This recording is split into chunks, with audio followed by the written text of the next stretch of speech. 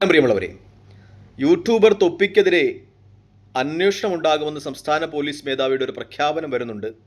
അത് ഒരു പിതാവ് എന്ന രീതിയിൽ വളരെ പ്രത്യാശാപൂർവമായിട്ടാണ് ഞാൻ വീക്ഷിക്കുന്നത്. കാരണം ഈ മയക്കുമരുന്ന്, MDMA പോലെയുള്ള സംഗതികളെ പരോക്ഷമായിട്ടെങ്കിലും പ്രോത്സാഹിപ്പിക്കുന്ന ഇത്തരം യൂട്യൂബർമാരുടെ ഒരു സ്വാധീനം നമ്മുടെ കുട്ടികളിൽ കൂടി വരുന്നുണ്ട്. അങ്ങനെയുള്ള ആളുകളെയൊക്കെയും അന്വേഷണ വിധേയമായി നിയമ നടപടികൾക്ക് വിധേയമാക്കുന്നത് എന്നത് ഒരു പിതാവ് എന്ന രീതിയിൽ, അല്ലെങ്കിൽ എന്നെപ്പോലെ ഈ ഈ കാലഘട്ടത്തിൽ മയക്കുമരുന്ന് ഉപയോഗമൊക്കെ ഇത്ര ദുസ്സഹമായി തുടരുന്ന ഒരു കാലഘട്ടത്തിൽ തങ്ങളുടെ മക്കളെക്കുറിച്ച് ആശങ്കാജനകരാകുന്ന മാതാപിതാക്കൾക്ക് വലിയൊരു ആശ്വാസം നൽകുന്ന കാര്യമാണ് എന്ന കാര്യത്തിൽ സംശയമില്ല. പ്രത്യേകിച്ചും തൊപ്പിയുടെ MDMA ഉപയോഗം, അതുപോലെ പ്രായപൂർത്തിയാകാത്ത കുട്ടികളെയൊക്കെയും അദ്ദേഹം ലൈംഗികമായി ഉപയോഗിച്ചു എന്ന പേരിൽ അയാളുടെ കൂടെ നേരത്തെ ഉണ്ടായിരുന്ന ആളുകൾ പുതിയ ചാനൽ തുടങ്ങി അതിൽ ആരോപിക്കുന്നു. അതൊക്കെയും അന്വേഷണ വിധേയമാക്കും എന്നാണ് ഇപ്പോൾ റിപ്പോർട്ടുകൾ സൂചിപ്പിക്കുന്നത്. ഒരുപക്ഷെ തൊപ്പിയുടെ പേരിലുള്ള ആരോപണം വ്യാജമായിരിക്കാം.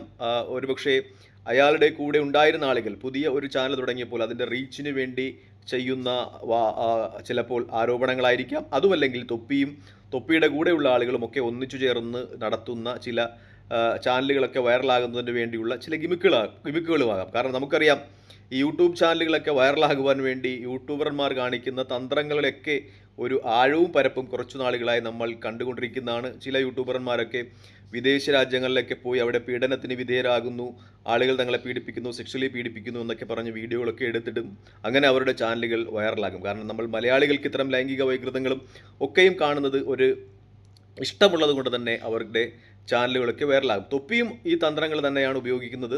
അയാളുടെ കൂടെയുള്ള ആളുകളും ഒക്കെ തന്നെ ഇപ്പോൾ അയാളുടെ ചാനലിൽ നിന്ന് മാറി ഇത്തരം വിപണന തന്ത്രങ്ങൾ തന്നെയാണ് ഉപയോഗിക്കുന്നത് എന്നതാണ് യാഥാർത്ഥ്യം. അതായത് വൈറലാകുവാൻ വേണ്ടി വൈറലായാലും വയറ്റിലുണ്ടായാലും കുഴപ്പമില്ല എന്ന രീതിയിലേക്ക് നമ്മുടെ യൂട്യൂബർമാരുടെ ചിന്ത മാറിയിട്ടുണ്ട് എന്നതാണ് യാഥാർത്ഥ്യം. ഇനി ഈ നിലവിലുള്ള സാമൂഹ്യ സാഹചര്യത്തിൽ തൊപ്പിയായാലും അപ്പിയായാലും ആരായാലും മയക്കുമരുന്നുമായി ബന്ധപ്പെട്ടാൽ, മയക്കുമരുന്ന് കച്ചവടം നടത്തിയാൽ കുടുങ്ങും എന്ന് തന്നെയാണ് വ്യക്തമാകുന്നത്. കാരണം ഇപ്പോഴത്തെ ആഭ്യന്തരമന്ത്രി രമേശ് ചെന്നിത്തല കുറച്ചുകൂടി ആർജവത്തോടുകൂടി പ്രവർത്തിക്കുന്നുണ്ട്.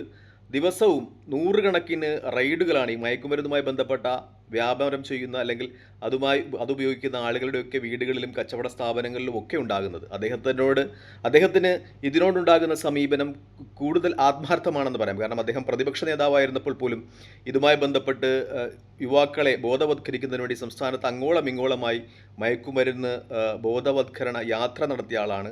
ഈ മയക്കുമരുന്ന് വ്യാപനവും അതുമായി ബന്ധപ്പെട്ടുണ്ടാകുന്ന ആരോഗ്യ പ്രശ്നങ്ങളും കുട്ടികളുടെയും യുവാക്കളുടെയും ആരോഗ്യത്തെ എങ്ങനെ നശിപ്പിക്കുന്നു, അവരുടെ സാമൂഹ്യ ജീവിതത്തെ എങ്ങനെ നശിപ്പിക്കുന്നു, അവരുടെ ലൈംഗിക ജീവിതത്തെ, അവരുടെ കുടുംബജീവിതത്തെയൊക്കെ അത് എങ്ങനെ നശിപ്പിക്കുന്നു എന്ന് വിശദീകരിച്ചുകൊണ്ട് അദ്ദേഹം സംസ്ഥാന വ്യാപകമായി ഒരു യാത്ര നടത്തിയ ആളുമാണ്. അപ്പോൾ അദ്ദേഹത്തിന് ഈ മയക്കുമരുന്നിനോട് അല്ലെങ്കിൽ അതിൻ്റെ വേട്ടയോടൊക്കെയുള്ള ഒരു ആത്മാർത്ഥത, ഈ മയക്കുമരുന്ന് വിപണനത്തിന് തടയുന്നതിനുള്ള അദ്ദേഹത്തിൻ്റെ ഒരു ആത്മാർത്ഥത, അത് നമുക്ക് ചോദ്യം ചെയ്യപ്പെടാൻ കഴിയില്ല. അത്രമേൽ അദ്ദേഹത്തിന് ഇതുമായി ബന്ധപ്പെട്ട ആത്മാർത്ഥതയുണ്ട് എന്ന് തന്നെയാണ് വ്യക്തമാകുന്നത്. കാരണം അദ്ദേഹം കഴിഞ്ഞ പ്രാവശ്യം ഉമ്മൻചാണ്ടി സർക്കാരിൻ്റെ സമയത്ത് ആഭ്യന്തരമന്ത്രി ആയിരുന്നപ്പോഴും കുബേര പോലെയുള്ള പദ്ധതികൾ കൊണ്ടുവന്നതാണ്. ഈ വട്ടിപ്പലിശക്കാരുടെ ഒക്കെയും ശല്യം നിമിത്തം ചെറിയ പൈസയൊക്കെ പലിശക്കെടുത്ത് അത് പിന്നെ പലിശ എത്ര അടച്ചാലും മുതലിൽ കുറയാത്ത അവസ്ഥയൊക്കെ വന്ന് ആത്മഹത്യ ചെയ്തു പോയ 4-5 ആളുകളുടെയൊക്കെയും ദുരിതങ്ങളുടെ കണ്ടിട്ടാണ് അന്ന് അദ്ദേഹം കുബേര എന്ന് പറയുന്ന നടപടി തുടങ്ങിയത്.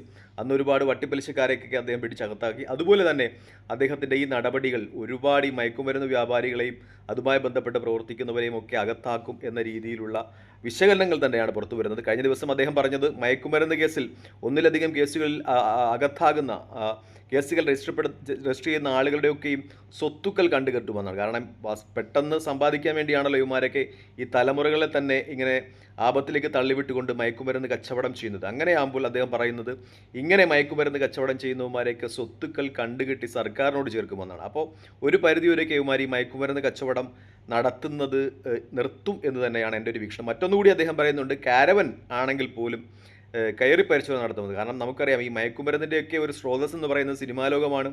സിനിമയിൽ ഈ അഭിനയിക്കാനൊക്കെ കൂടുതൽ കഴിയും. ഈ ആളുകളൊക്കെ കൂടി നിൽക്കുമ്പോൾ ഈ അഭിനയിക്കാനൊക്കെ ചില ആളുകൾക്ക് ചമ്മലം ഉണ്ടാകും. അപ്പോൾ 2 പെഗ്ഗൊക്കെ അടിച്ചാൽ അല്ലെങ്കിൽ ഇതുപോലെയൊക്കെ സാധനങ്ങളെ കുത്തിവെച്ചിട്ട് അഭിനയിച്ചാൽ അങ്ങനെ ചമ്മലുകളൊന്നും ഉണ്ടാകില്ല എന്ന് ഈ സിനിമാക്കാരുടെ ഇടയിലേക്ക് ഒരു വിശ്വാസമുണ്ട്.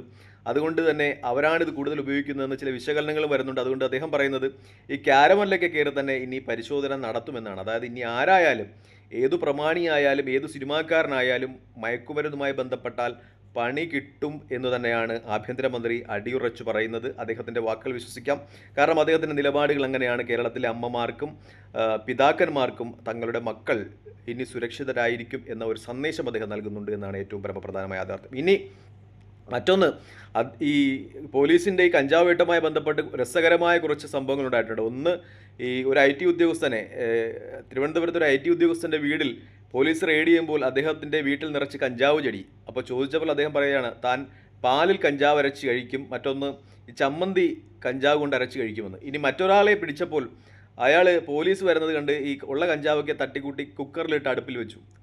കുറച്ച് കഴിഞ്ഞപ്പോൾ ഈ കഞ്ചാവ് വെന്ത് കഴിഞ്ഞപ്പോൾ കുക്കറിൽ നിന്ന് വിസിൽ വന്നപ്പോൾ കഞ്ചാവിൻ്റെ മണം, അങ്ങനെ പോലീസ് പിടിച്ചു. അങ്ങനെ രസകരമായ ഒരുപാട് സംഭവങ്ങളും ഈ ഓപ്പറേഷൻ തൂഫാൻ, നാർക്കോട്ടിക് എന്നിവയുമായി ബന്ധപ്പെട്ട് നടക്കുന്നുണ്ട് എന്നതാണ് ഏറ്റവും പരമപ്രധാനമായ ഒരു യാഥാർത്ഥ്യം. പൊതുവിദ്യാഭ്യാസ വകുപ്പുമായി ചേർന്ന് ആഭ്യന്തര വകുപ്പ് നടത്തുന്ന ഈ നാർക്കോ തൂഫാൻ അത് വലിയ പ്രയോജനം ചെയ്യുന്നുണ്ട് എന്ന് തന്നെയാണ് ഏറ്റവും പരമപ്രധാനമായ വിശദീകരണങ്ങളും വിശകലനങ്ങളും വരുന്നത്. നേരത്തെ തന്നെ നമ്മൾ കോളേജുകളുടെയും സ്കൂളുകളുടെയും ഒക്കെ പരിസരങ്ങളിലൂടെ നടന്നു പോകുമ്പോൾ അവിടെ ഉപയോഗിച്ച് വലിച്ചെറിഞ്ഞ സിറിഞ്ചുകൾ കാണാമെന്നൊക്കെ മിക്ക ആളുകളും ഒക്കെ പറഞ്ഞതും എഴുതിയതുമൊക്കെ നമ്മൾ വായിച്ചിട്ടുണ്ട്. അതുകൊണ്ട് തന്നെ സ്കൂളുകൾ കേന്ദ്രീകൃതമായൊക്കെ വലിയ രീതിയിലുള്ള റെയ്ഡുകൾ നടക്കുന്നുണ്ട് എന്ന് തന്നെയാണ് റിപ്പോർട്ടുകളൊക്കെ സൂചിപ്പിക്കുന്നത്. കേരളത്തിൻ്റെ സാമൂഹിക പ്രശ്നങ്ങളുടെ എല്ലാത്തിൻ്റെയും മൂലകാരണം കൊലപാതകങ്ങളായാലും വ്യഭിചാരമായാലും ഒക്കെയും ഈ മയക്കുമരുന്ന് ഉപയോഗമാണ്. അത് ഈ തൂഫാൻ ശക്തമായി വീശിയടിക്കുന്നതോടുകൂടി ഇല്ലാതാകും എന്ന് തന്നെയാണ് എൻ്റെ ഏറ്റവും വലിയ വിശദീകരണവും വരുന്നത്. മറ്റൊന്നും, ഈ മയക്കുമരുന്നൊക്കെ ഉപയോഗിച്ച് അമ്മമാരെ പോലും ലൈംഗിക ചുവയോടുകൂടി സമീപിക്കുന്ന മക്കളുടെ കഥകളൊക്കെയും നമ്മൾ വായിച്ചിട്ടുണ്ട്. അങ്ങനെ നമ്മുടെ സാമൂഹ്യ സാഹചര്യങ്ങൾ ഏറ്റവും വിഷലിപ്തമായി ബാധിക്കുന്ന ഈ മയക്കുമരുന്നിൻ്റെ ഉറവിടം തന്നെ കണ്ടെത്തി നശിപ്പിക്കുവാൻ ആഭ്യന്തരമന്ത്രിക്കും അദ്ദേഹത്തിൻ്റെ പോലീസ് സേനയ്ക്കും കഴിയട്ടെ എന്ന് ഞാൻ ആശംസിക്കുകയാണ്. മറ്റൊരു നിർദ്ദേശം കൂടി എനിക്ക് വയ്ക്കാനുണ്ട്. കാരണം ഈ മാനസിക പ്രശ്നങ്ങൾ, ഈ മയക്കുമരുന്ന് വ്യാപനമൊക്കെ മയക്കുമരുന്ന് വേട്ടയൊക്കെ അധികമാകുമ്പോൾ ഇത് കിട്ടാതെ വരുന്ന ആളുകൾ, നേരത്തെ ഉപയോഗിച്ചുകൊണ്ടിരുന്ന ആളുകൾ, അവർ മാനസിക പ്രശ്നങ്ങളിലേക്ക് കടക്കും. അവർ ചിലപ്പോൾ അക്രമകാരികളാകും. അപ്പോൾ അവർക്ക് കൗൺസിലിംഗ് കൊടുക്കുവാനുള്ള ഒരു സമീപനം കൂടി, ഒരു നടപടി കൂടി സംസ്ഥാന സർക്കാർ സ്വീകരിക്കണം. കാരണം നിരന്തരമായി ഉപയോഗിച്ചുകൊണ്ടിരുന്ന സാധനങ്ങൾ കിട്ടാതാകുമ്പോൾ അവർ പ്രശ്നങ്ങളിലേക്ക് കടക്കും, അവർ മാനസിക വിഭ്രാന്തികൾ പ്രകടിപ്പിച്ചു തുടങ്ങും. അപ്പോൾ അവരെ കൗൺസിലിങ്ങിന് വിധേയമാക്കുവാൻ തക്കവണ്ണം ഈ പഞ്ചായത്ത് തലങ്ങൾ തോറും കൗൺസിലിംഗ് സെൻ്ററുകൾ കൂടി തുടങ്ങണം എന്നാണ് എനിക്ക് പറയാനുള്ളത്. എന്തായാലും തൊപ്പിക്കും അപ്പിക്കുമൊക്കെ പണി കിട്ടും എന്ന കാര്യത്തിൽ തന്നെ ഒരു സംശയവുമില്ല. ലൈവ് എന്ന പേരിൽ ഈ മാംസ പ്രദർശനം നടത്തുന്ന കുറച്ച് കൊച്ചമ്മമാർ കൂടിയുണ്ട്. സബ്സ്ക്രിപ്ഷൻ എന്നൊക്കെ പറഞ്ഞ് അവരെ കൂടി പൊക്കിയെടുത്ത് അകത്താക്കാനുള്ള നിയമ നടപടികൾ സ്വീകരിക്കണമെന്നാണ് എനിക്ക് ആഭ്യന്തരമന്ത്രിയോടും സംസ്ഥാന സർക്കാരിനോടും ഒക്കെ പറയാനുള്ളത്. കാരണം നമ്മുടെ യുവത്വത്തെ, നമ്മുടെ കുട്ടികളെയൊക്കെ വഴിതെറ്റിക്കുന്ന എല്ലാത്തരം യൂട്യൂബർമാരെയും നിലയ്ക്ക് നിർത്തണം, അവരെ പൊക്കിയെടുത്ത് അകത്താക്കുക എന്ന് തന്നെയാണ് എനിക്ക് പറയാനുള്ളത്. ഈ തൊപ്പിയുടെ ചാനലിൻ്റെ പേര് തന്നെ കിക്ക് എന്നാണ്. കിക്ക് എന്ന് പറഞ്ഞാൽ രണ്ടടിച്ചാലോ അല്ലെങ്കിൽ കുത്തിവെച്ചാലോ ഒക്കെ കിട്ടുന്ന സാധനമാണ്.